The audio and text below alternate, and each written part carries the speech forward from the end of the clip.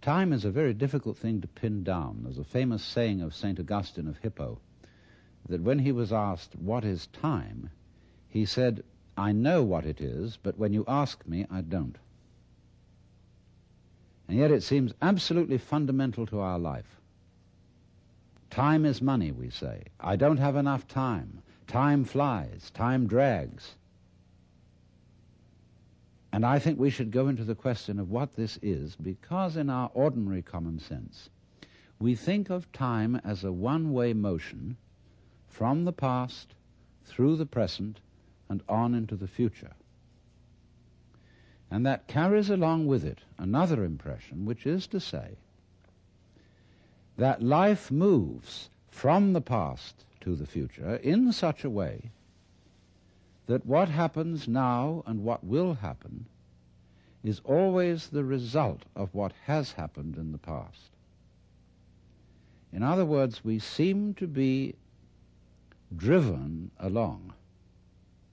You know, once upon a time it was fashionable in psychology for people to speak of man's and animals' instincts.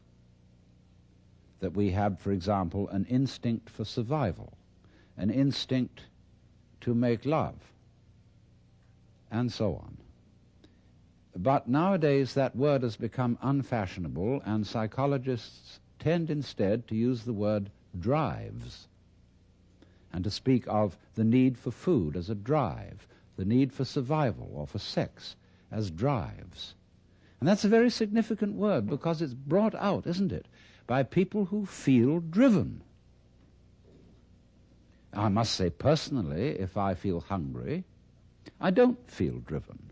Also, if I feel lusty, I don't feel driven, because I don't say, "Oh, excuse me, but I have to eat," or "Excuse me, but I need to fulfill my sexual urges, my biological impulses." I say, "Hooray, I identify myself with my drives. They're me." And I don't take a passive attitude towards them and apologize for them. So the whole idea of our being driven is connected with the idea of causality, of life moving under the power of the past. And that is so ingrained in our common sense that it's very difficult to get rid of it, because I want to turn the thing round completely the other way and say that the past is the result of the present. Let us suppose, just for the sake of example, that this universe started with a big bang, as some cosmologists believe. Now, when that bang happened, it was the present, wasn't it? And so the universe began in what we will call a now moment. Then it goes on doing its stuff. And always, when any event that we now call past came into being, it came into being in the present and out of the present. That's one way of seeing it. But before we get further involved in this, I want to draw your attention to a fallacy in the very common sense idea of causality. That events are caused by previous events, from which they flow or result necessarily. To understand the fallacy of that idea, we have to begin by asking, what do you mean by an event? Let's take the event of a human being coming into the world. Now, when does that event begin? Does it occur at the moment of parturition, when the baby actually comes out of its mother? Or does the baby begin at the moment of conception? Or does the baby begin when it was an evil gleam in its father's eye? Or does a baby begin when the spermatozoa are generated in the father, or the ovum in the mother. Or could you say a baby begins when its father is born, or when its mother is born? All these things can be thought of as beginnings. But we decide, for purposes of legal registration, that a life begins at the moment of parturition, and that is a purely arbitrary decision. And it has validity only because we all agree about it. Let me show you the same phenomenon in the dimension of space instead of the dimension of time. Let's ask, how big is the sun? Are we going to define the sun as limited by the extent of its fire? That's one possible definition. But we could equally well define the sphere of the sun by the extent of its heat. We could also define the sphere of the sun by the extent of its light. And each of these would be reasonable choices, except that it's rather difficult to keep track of the extent of its light, because we're inside it. And therefore we have arbitrarily agreed to define the sun by the limit of its visible fire. But you will see in all these, by these analogies, that how big a thing is, or how long an event is simply a matter of definition. Now, therefore, when by simple definition, for purposes of discussion, we have divided events into certain periods, we'll say the First World War began in 1914 and it ended in 1918. Now, actually, all those things which led up to the First World War started long before 1914, and the repercussions of that war have continued long beyond 1918. How are we to distinguish an event from its repercussions? So you will see that because we have divided events from one another in this arbitrary way, we do that, and then we sort of forget we did it. And then we have a puzzle. How do events lead to each other? Because you see, in reality, there are no separate events. Life moves along like water. And it's all connected, as the source of a river is connected to the mouth and to the ocean. And all the events or things going on are like whirlpools in the stream. Because you go there today and you see a whirlpool. You go there tomorrow and you see a whirlpool. But it isn't the same whirlpool because all the water is changing every second. What is happening is not really what we should call a whirlpool, but rather a whirlpooling. It is an activity, not a thing. And indeed, every so-called thing can be called an event. We call, say, a house, housing. We call a mat, matting. And we could equally call a cat a catting. So we could say the catting sat on the matting. And we would thereby have a world in which there were no things but only events. To give another illustration, a flame is something we say, there is a flame on the candle. But it would be more correct to say, there is a flaming on the candle, because the flame is a stream of hot gas. Let's take another amusing example. We say fist, and fist is a noun. And fist looks like a thing, but suddenly what happens to the fist when I open my hand? See, I was fisting. Now I'm handing it to you. So every kind of so-called thing can be spoken of as an event, and because events flow into each other, the fisting flows into the handing, we cannot say exactly where one ends and the other begins. So therefore, if we remember that, we shall see that we do not need the idea of causality to explain how a prior event influences a following event, because it's like this. Supposing I'm looking through a narrow slit in a fence, and a snake goes by.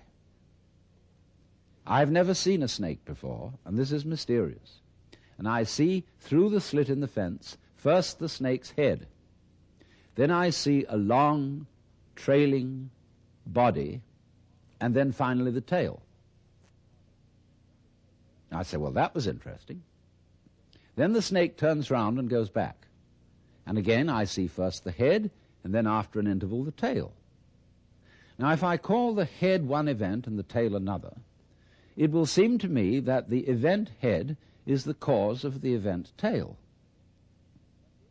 and the tail is the effect. But if I look at the whole snake, I will see a head-tailed snake, and it would be simply absurd to say that the head of the snake is the cause of the tail, as if the snake came into being, first the head and then the tail. The snake comes into being out of its egg as a head-tailed snake. And so in exactly the same way, all events are really one event. We're looking, when we talk about different events, we're looking at different sections or parts of one continuous happening. And therefore, the idea of separate events which have to be linked by a mysterious process called cause and effect is completely unnecessary. But having thought that way, we think of present events as being caused by past events, and therefore we tend to regard ourselves as the puppets of the past, as driven along by something that is always behind us. Now, to overcome this impression, it's very simple. You begin again with an experiment which I suggested in a previous talk about meditation. Approach the world through your ears. If you shut your eyes and make contact with reality purely with your ears, I mean, it's kind of silly perhaps to shut your eyes when you're looking at television, but do it just for a moment.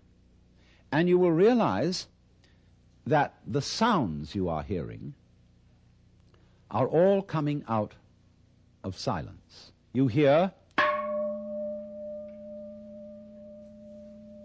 and it fades away, fades, fades, fades, fades, and finally disappears. It's a curious world, this, isn't it? Because you hear all the realities in it, the sounds, suddenly coming out of nothing. You don't see any reason for them to begin. They just appear, and then they echo away through the corridors of the mind, which we call memory. Now, if you open your eyes,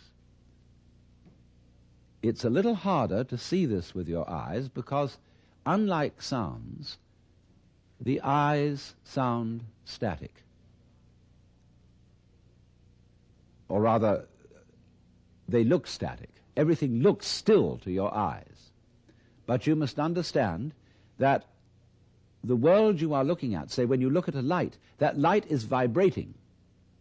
All material things are vibrations, and they are vibrating at you now in the same way as the sound was vibrating on your ears.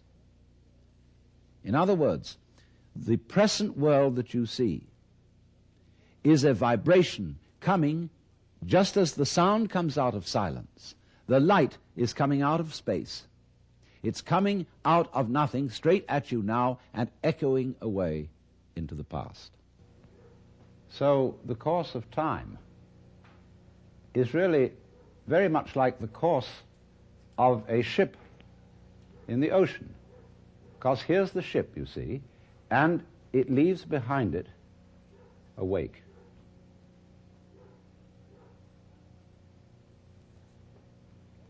And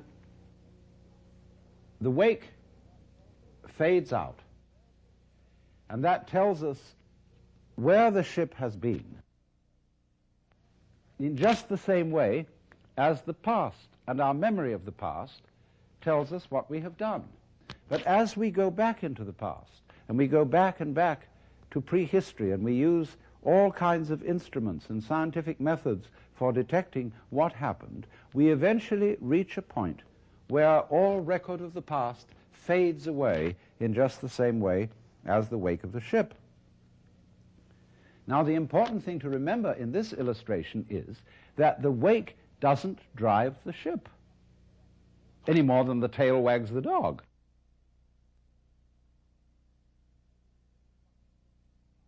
Supposing there's a neurotic, difficult child, and one school of thought used to say, well, bang him about, beat him up, and maybe he'll change.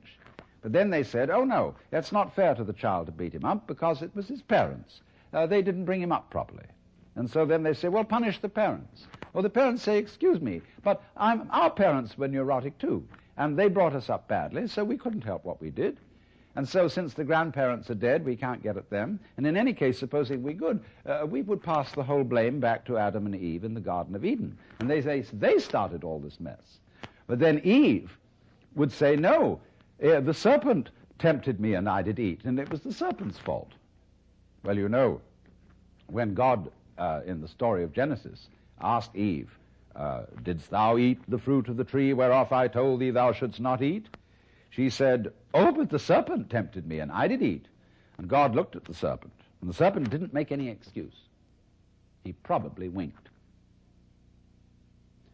Because the serpent, being an angel, was wise enough to know where the present begins. So you see, if you insist on being moved, being determined by the past, that's your game. But the fact of the matter is, it all starts right now. But we like to establish a connectivity with the past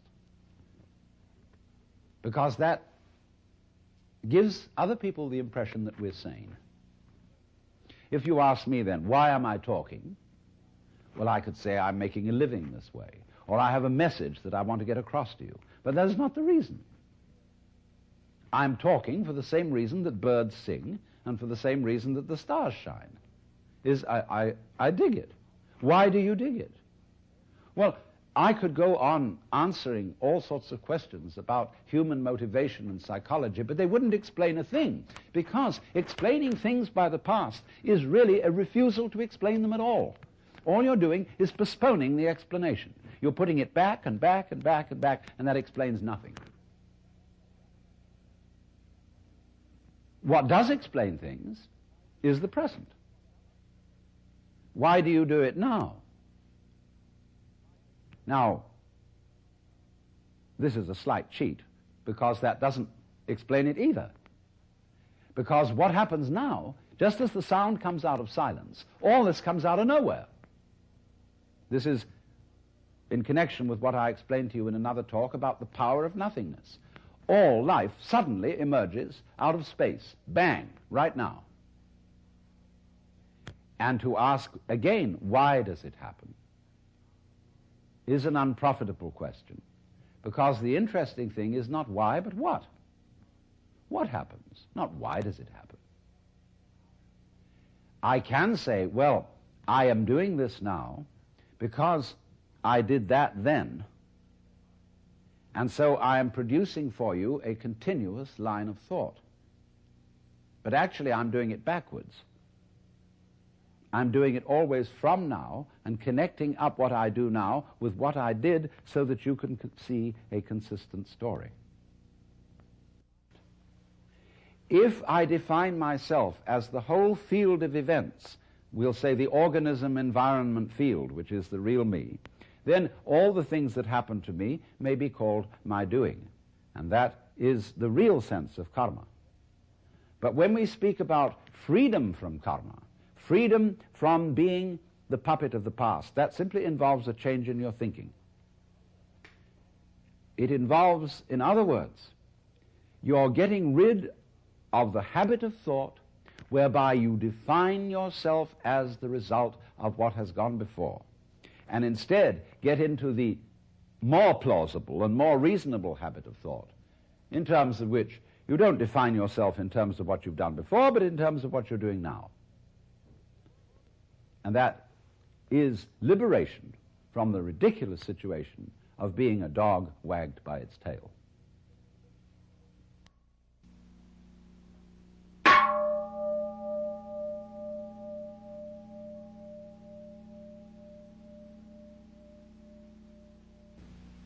Tonight I want to tell you 3 fantasies, all of which have something in common. The first fantasy is about reproduction. We use the word reproduction in 2 principal ways. When we talk about the biological reproduction of the species, and when we talk about making a good reproduction of something in terms of a painting, a photograph, or a recording, or a videotape. And what is all this about reproduction in that direction? Hundreds of years ago, kings of Europe who wanted to form feudal alliances by marrying the princesses of far-off states would have painters send portraits of the lady in question to see if His Majesty approved of her before he got her. And there's a famous story in which Henry VIII of England was badly cheated in this respect by a too flattering portrait of Anne of Cleves. And therefore there grew up a kind of morale among artists in the European tradition to make faithful reproductions of people. And they perfected their technique, beginning with the marvelous work of the Renaissance painters and the Flemish painters, and going on finally to what was called art officielle in the 19th century. We got what we now call photographic realism. But then they said, isn't there some more scientific way of doing this? And so they discovered the camera. And first of all, there were, remember those brownish daguerreotypes? And people said, well, that is pretty. It really looks like Grandpa, doesn't it?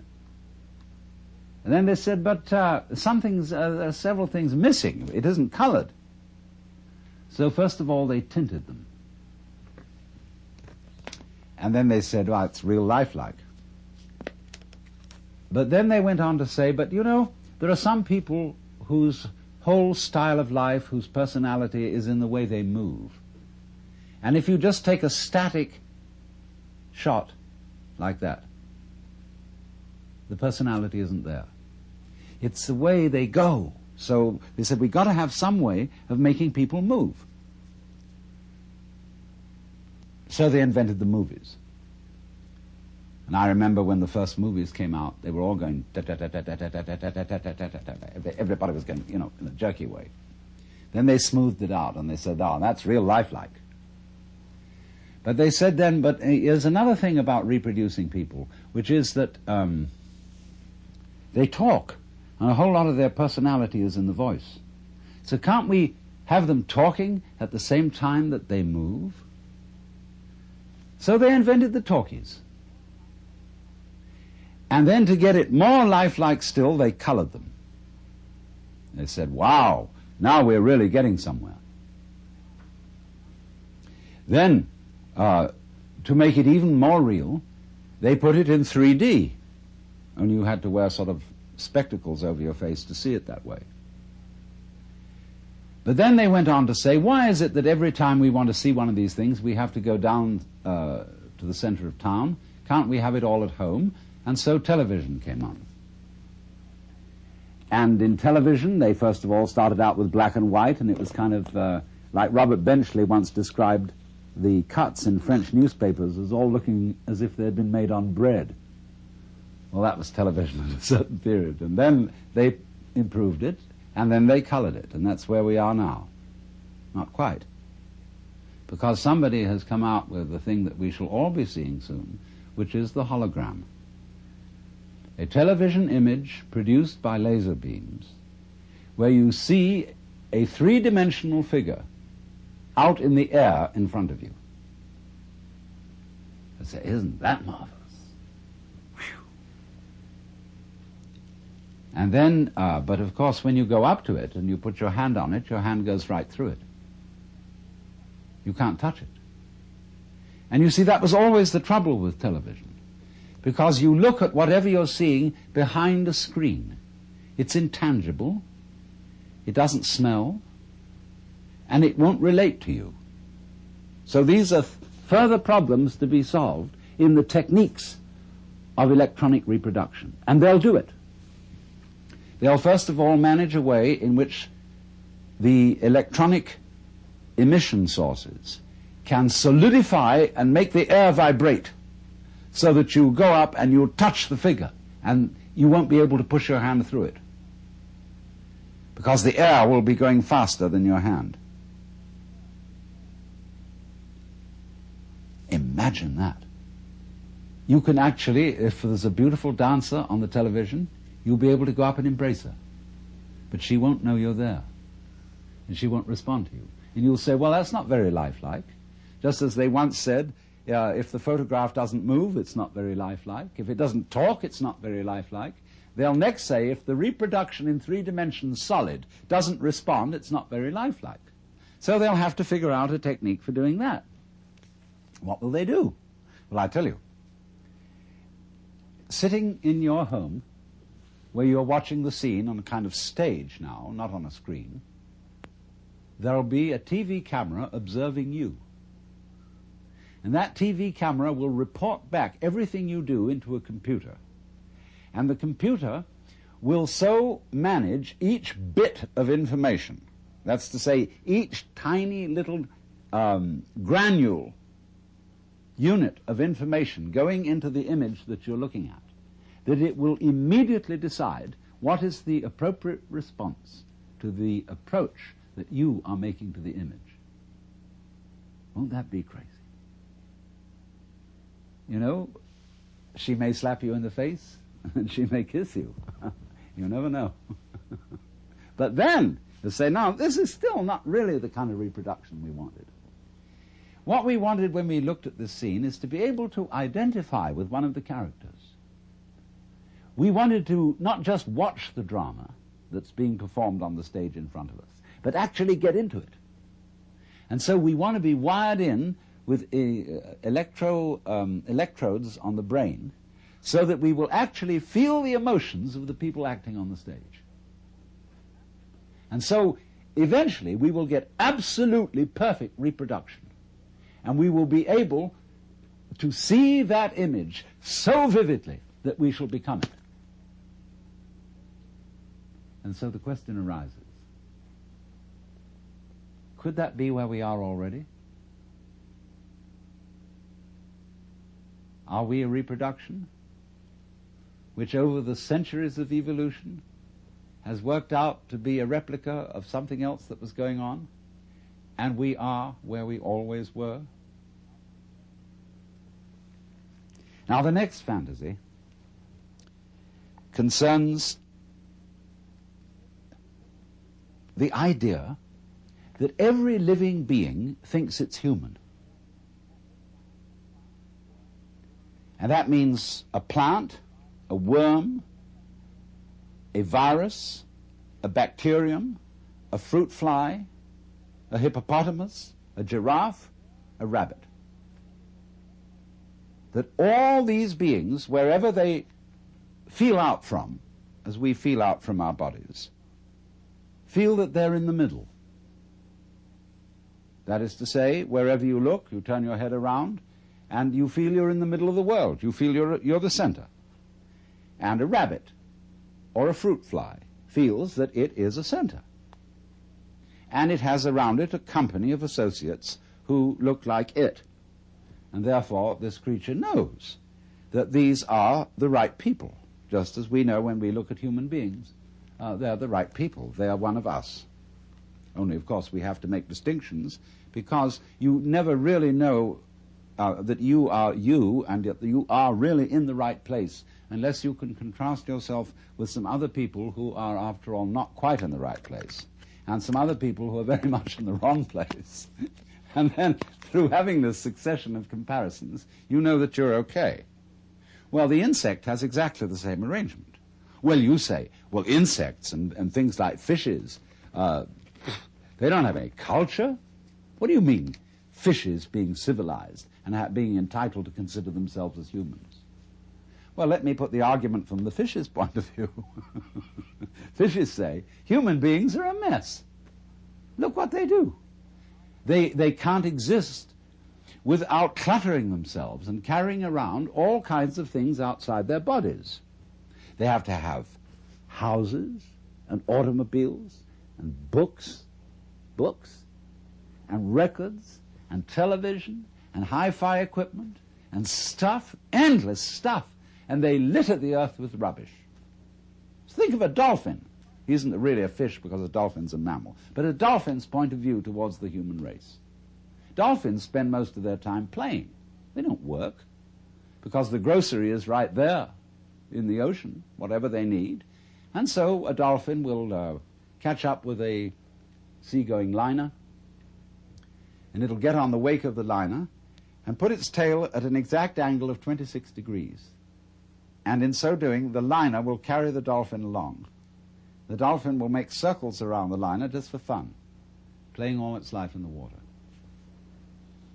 And we know that a dolphin's brain is as big, if not bigger than ours, that it's incredibly intelligent, that it has a language which we can't decipher.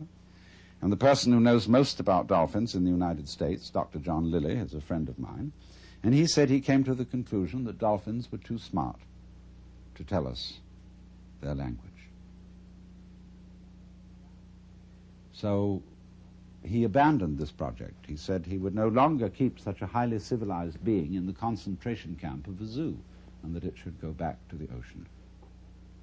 So the point is, though, that not only dolphins, but every organism that has any sensitivity in it whatsoever considers itself to be the center of the universe.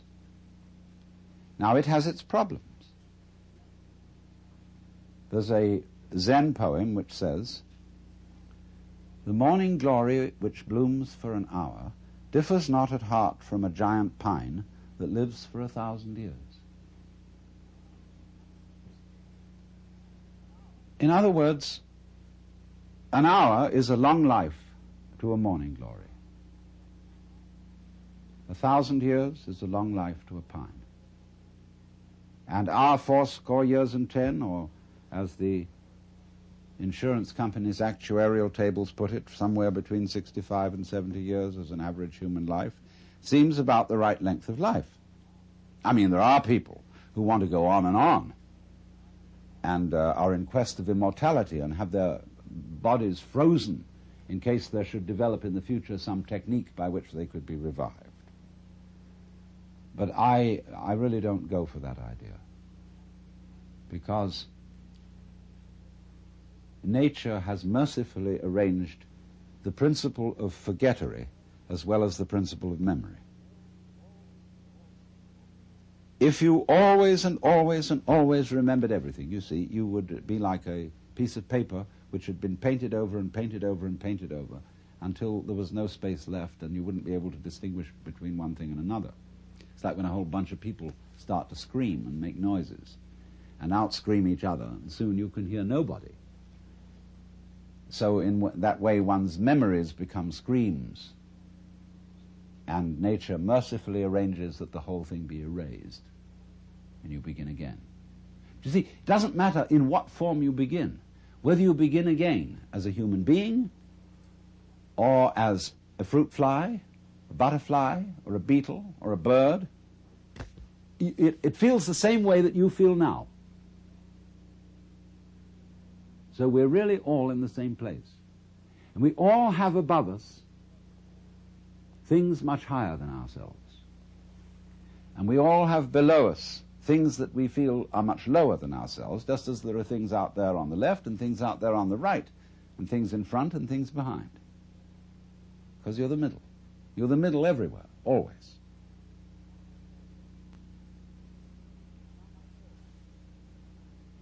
Now my third fantasy. Nobody has, it seems to me, really seriously asked the question, how do stars begin? Why? How out of space do these enormous radioactive centers arise? Well, I'm going to solve this problem on the principle of the egg and the hen, because it is said a chicken is one egg's way of becoming other eggs. And if you've understood my second fantasy, you will see how that could be true. Now let's suppose then that a planet is one star's way of becoming another star. You know, stars, when they explode, they send a lot of goo out into space. And some of this goo solidifies into balls which get in orbit and spin round the star. And in one chance in 1,000 maybe, one of those balls will become like the planet Earth, and slowly upon it will arise what some people might call a disease called the bacteria of intelligent life. And they have a notion, these things that we call alive, that they ought to go on. And, you know, they have a fixed idea in their heads that they should keep on doing whatever it is they're doing, and they should always be doing it better. So they divide themselves into different species, and these species compete with each other in order to, as it were, flex their muscles and get better and better at whatever it is they are. And they go on doing this until one species really establishes itself as top species in the particular area on the particular planet, as we human beings, Homo sapiens, have established ourselves as top species on Earth, whatever top means. Well then, when we have a little leisure and don't have to spend all our time finding food to put into our mouths, we start asking questions. And we look around at each other and everything and say, what is this? I mean, what's going on here? Well, some people say, that's a stupid question to ask. Why don't you just go on doing your work? Go hunting, go farming, go doing your business. They say, no, there are higher things. And so they create a special class of people who are in India called Brahmins, among us, philosophers, scientists, theologians, thinkers. And they go into this question, and they're allowed to stop farming, to stop hunting, to stop mining, to stop scrubbing floors, and to go to very special places called universities, where they can sit around and think about what is going on. Well, they think about this. First of all, they do what they call philosophy, which is they try to say what it means, what does the word be? What does the word exist mean? What do we mean when we say we're here? Well, they find they can't discuss that very far, because the word stops meaning anything. It sort of becomes a noise. They say, no, we're not really getting to the point. What we've got to do is, instead of thinking all the time and just theorizing and talking words about what's going on, we've got to investigate it experimentally. We've somehow got to look into this stuff that we call reality, a material world, and find out what it is. So they start chopping it up. See? They go into flowers and they chop up the seeds and they look into the middle of the seeds.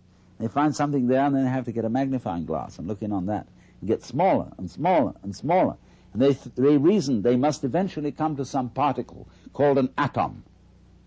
In Greek, atom means atomos, non-cuttable, what you can't split any further.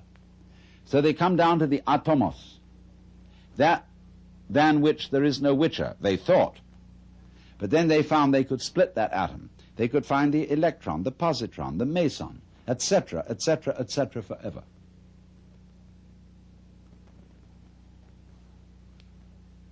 And so they said, well, this is real science, because we've now found out that every atomos of matter contains immense energy, and that we could come to the point where we could release the energy in the atom. And the trouble with intellectual people is that anything that can be done must be done. And so eventually, in the necessary course of the development of nature, they found out how to blow the earth to pieces and turn it into a star.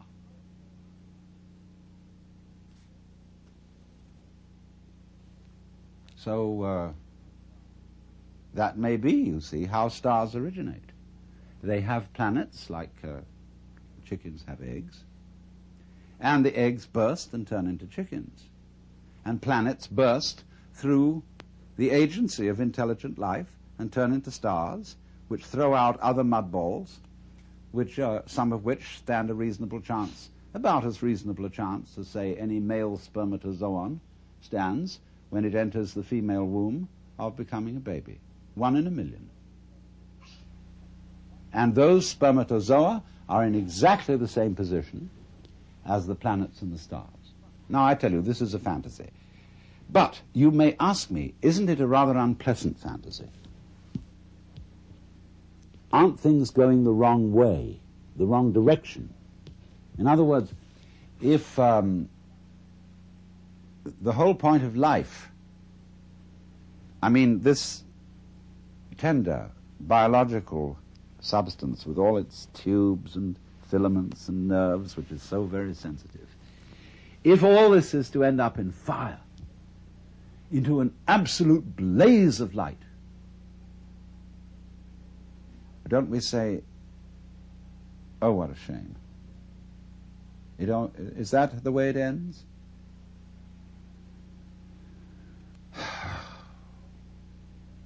But so many people say that they want to see the light. They want to be enlightened. They want to dissolve into the light of God.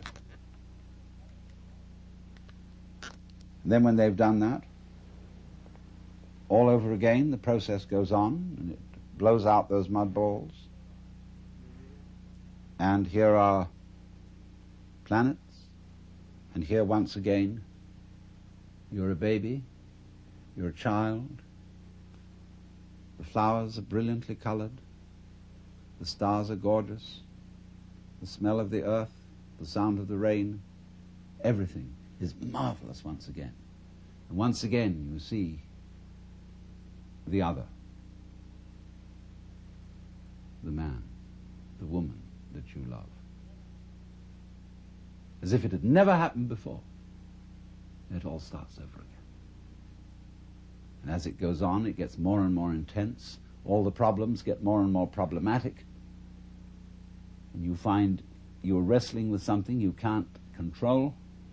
You've got to control it, but you absolutely can't control it, like all the problems of the world at the present time. The whole scene is completely out of hand. And we feel we're going to our doom, because we're going once again towards the birth of a star, which is the most creative thing there is. Now, if you think about this for a while, you see, I've put forward 3 fantasies, all of which have a cyclic quality. We reproduce, not only biologically, but we reproduce artistically, technically. Just for a moment, I want to put in an aside about biological reproduction. See, when I think back to my grandfather, whom I knew fairly well, he was, when I was a little boy, he was something extraordinarily impressive. He looked like King Edward VII. He was a very, very elegant man, with a little goatee beard. He didn't have sideburns like this, and he had shorter hair, but he was a very elegant fellow, dressed beautifully. And I thought, you know, he was the very image of God. And now here I am, the same age as he was when I first knew him. And I have 5 grandchildren. And I'm sort of no longer impressed by grandfathers. Here I am. I'm one of them too. And this is the same idea, you see, of the round. That we are almost perpetually in the same place, as the French proverb says, plus ça change, plus c'est la même chose. The more it changes, the more it's the same thing. Well, that means then, you see, that existence, the feeling of being, is a sort of spectrum. Just as light is at one end red and at the other end violet. And you have to have these extremes in order to have color at all, in order to know light. So you see, likewise, we have to have the experience that there is somebody else, something else going on altogether out of our control, in order to have the experience of being me. And so in order to feel good, to feel that life is worthwhile, that existence is worth going on with, in order to bring out that feeling, just as the red brings out the violet, there has to be in the back of our minds, maybe very far away, the comprehension that there is something that could happen that absolutely mustn't happen, that is the horrors, that is the screaming mimes at the end of the line. We have to know that's there. And every so often, that has to happen. Because if there isn't the experience that we go through, called the screaming mimes at the end of the line, where everything has gone wrong, like just before he died, the British novelist Arnold Bennett said, "I feel somehow that everything is absolutely wrong." You know? So the possibility, even the imagination that there could be such an experience in the back of our heads, is the background which gives intensity to the sense that we call feeling good, feeling that it's all right. It's all right now, I'm only bleeding. So, if you understand that, you see that really and truly you're always in the same place. Just as every creature thinks it's a human being. And as just every being turns out to be a reproduction by some interesting technology, whether it's electronic or biological, makes very little difference.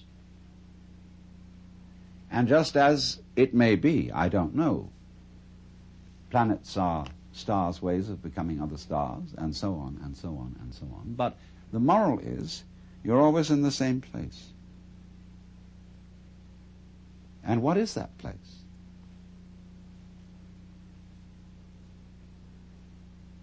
You can ask yourself very, very, I won't say seriously, because this isn't really serious, it's sincere. Ask yourself very sincerely, if that is so, if, in other words, the place in which you are now is the place where everything and everybody else really is, only there's an arrangement to pretend that you ought to be somewhere else. So the place where you are is the place where you're always pretending you ought to be somewhere else. And this is the nature of life. This is the pulse. I ought to be somewhere else. So it's a kind of a gazum like that, see? When if you discover that that's the trick that you're playing on yourself, you become serene. And you don't entirely give up the game because you've seen through it. But you say, it really might be fun to go on playing.